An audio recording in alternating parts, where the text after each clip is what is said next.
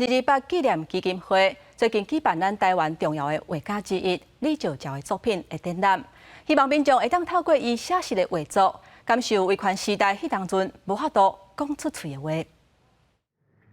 这幅图合作参欢乐，所看袂出农家的快乐。台湾本土画家李石樵以写实风格画出真济社会局势，亲像另外一把大将军。画的人是周介石，透露伊对执政者用戒严等等的手段压迫人民自由的不满。李石樵对于国民政府当时的作为，还有政治上的压力，其实是非常非常大，也非常的气愤。因此，他有画下一些对于批判政府的画作，把那个批判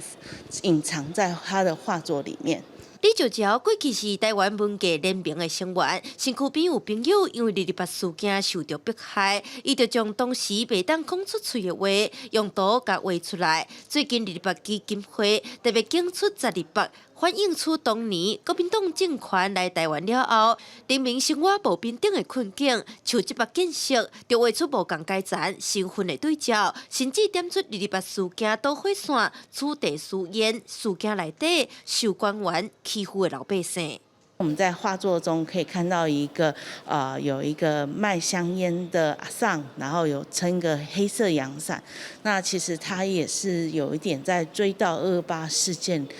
的发生以及受难者。这届展出的作品以李石樵对1930年至1960年代创作甲历史档案为主，让民众看到图内底稳重的人民心声，甲228事件的历史面貌。记者陈立豪台北采访报道。